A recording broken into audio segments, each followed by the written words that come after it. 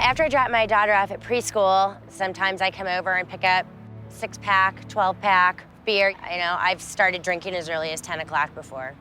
Sarah kept a video diary to give us a glimpse inside her painful world. This is my 4th drink. I've had 3 beers and 2 beers, and then I had a screwdriver. I feel like I'm gonna puke because I drank 12 beers last night. Hold on, I'm gonna get sick. Oh God, oh my goodness. It's 7:30 in the morning. I cannot go into work intoxicated. I mean, I'm still buzzed. Do you think you're an alcoholic? I do. I think I'm an alcoholic. It's a hard one to say. I want to turn it around now. I'd love to hear that you are now willing to take responsibility for it.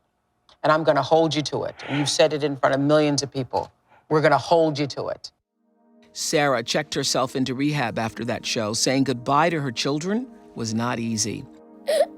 I love you. Love you so much. Her 7-year-old son, Jet, doesn't understand why his mom has to leave him for a month. That's the reason I'm not drinking again, ever. I love you with all my heart. For the next 30 days, Sarah spent every waking minute working hard on her recovery. I'm sweating and feeling sick. I didn't expect the physical discomfort. I've never had a more emotionally draining day. I'm gonna go to my first meeting. I'm feeling ready, groggy. That's okay. I had a great session earlier on anger, and I recognized the part about myself as I'm the smiler who really is angry inside. I thought it was my job to be Miss Nice to the world. After 4 weeks of intense therapy, Sarah successfully completed the program. In a few hours, I'm going to be going home to my beautiful children. Really a new person. After her treatment, she came back on our show. It's still hard, though. Is it hard? Oh, my goodness, this isn't going away. Yeah. This disease doesn't leave. So you Can't do it went home alone. and reordered your whole life, is what you did. I had to. Because I can't do it alone. Yeah. No way. I think it's important for people to know you can't do it alone. No way. Okay. Thank you. I'm so proud of you. Couldn't have done it without you, girl. That was almost 9 years ago. And we wanted to know if Sarah was able to stay sober, so we taped this update with her at her home in Illinois.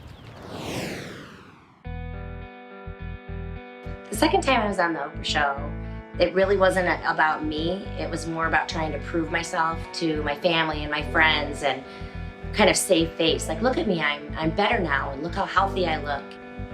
On the outside, it might have looked great, but I wasn't taking good care of myself on the inside. I was trying, but I just didn't feel comfortable in my skin.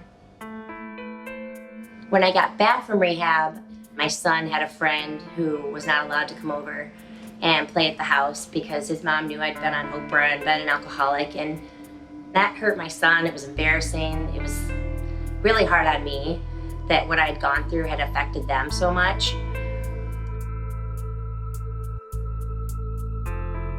The school district where I worked, I feel like they did not want me. It was something they couldn't be affiliated with, something so public. I stayed sober. I went to meetings pretty much every day. I had done what they suggested. I didn't date. I was trying to live a healthy lifestyle. And after 2.5 years, I ended up, first I went through a real shopping addiction and got myself into huge trouble financially. And then I got into a relationship that was very toxic. So I was still very self-destructive. It led me back. I started to drink again.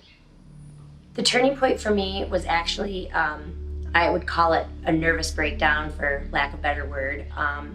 I got to a point where I was at my very lowest, and I checked myself into the psych ward in town, and I just said I can't do it anymore. And I told them I just wanted to pull in my garage, shut the door, and it'll be over.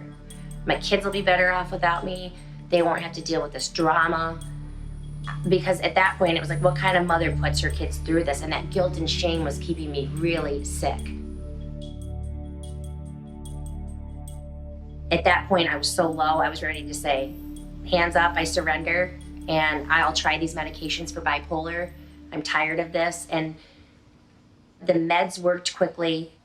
I was there for 2 weeks, and something in me really shifted.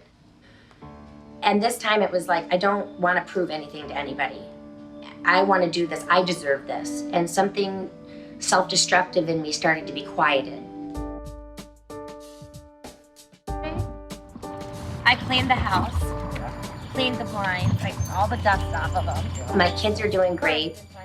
It's been a process to forgive myself and let go of the past mistakes. And every once in a while I'll get overwhelmed with emotion and I'll apologize to them and say, I'm just so sorry to hurt you and you had to go through this. It was kind of hard to forgive her, but I mean, time really heals it. Like eventually it's gone. Today I teach tennis and then I'm getting my master's in social work online. All right, let's go, guys. I feel really inspired to get the word out there about addiction and mental illness and try to help get rid of the stigma that it's just like any other disease. And I really want to help people and reach out to them and let them know that there's hope.